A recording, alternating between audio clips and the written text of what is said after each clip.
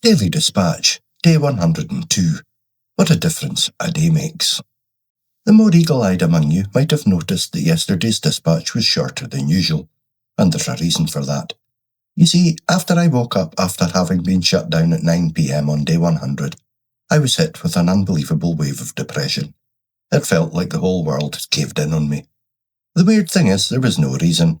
Nothing bad had happened, but I'd just ceased to function, and when I sat down to write the dispatch for day 101, there was nothing but negativity. I didn't even have the bandwidth to record the day correctly. If you were to read the dispatch, it looks like nothing positive happened, and it all looked a bit bleak, but that's not the full story. I actually woke up on day 100 in incredibly good form, with virtually no grogginess. I was clearer than I'd been in weeks. Unfortunately, it just happened to be one of those days where things start going badly from the word go, and there's nothing you can do about it.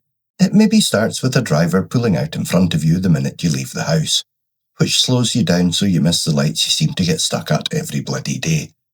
That snowballs into you timing it perfectly to hit the level crossing just as the train is due. By the time the barriers have lifted, you're already running late for clients, and when you finally get to where you're going, the car in front pulls into the last available parking space, which now means you have to circle the town to get back to where you started. Yep, it was just one of those days, and continued in that vein. So I'm correcting the record today with the accurate events of day 100. Started really well and gradually got worse.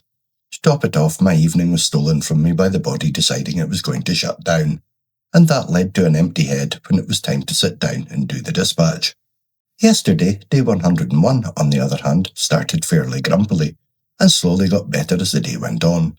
I got a free run to the clinic, I was very busy with clients, and I got a few bits of engagement across most of the project platforms. I even think I have proof of cognitive repair when it comes to PFC lockup under pressure, but I need to test the theory before I come to a firm conclusion. I'll revisit this in tomorrow's dispatch, as it's directly related to recording the day's podcast. If it holds up, I'll be a very happy man. This taught me a valuable lesson. I cannot look at any single day in isolation, otherwise it can be extremely detrimental to my mental health, which to be fair is still pretty fragile even at 102 days in. This might seem like obvious advice to many, but for someone who had the memory of a goldfish up until a few weeks ago, it's all pretty new. I've been used to the risk and reward variety of life for decades, and whatever happened during the day, there was always the reward. The result was that I would never really look up to see the bigger picture. I didn't need to. If I could see security for a few weeks ahead, or even to the next payday, I was happy. Now I am forced into having to look left, right, up, down, backwards and forwards. If any of those directions look dodgy, I've nowhere to run, so I have to try and figure out a solution. And trust me, it was much easier after a few tinnies and a couple of joints. The 4B2J protocol. Albeit misguided, at least in my head I had solutions to almost anything. So that's that, the record is corrected, we march onwards, and from now on I accept the day for what it is. The Daily Dispatch ends here, but the data continues. For the full forensic analysis, the daily metrics and the complete 24-month roadmap, please visit deepseekandme.substack.com. The record is open. I'll see you at the next log.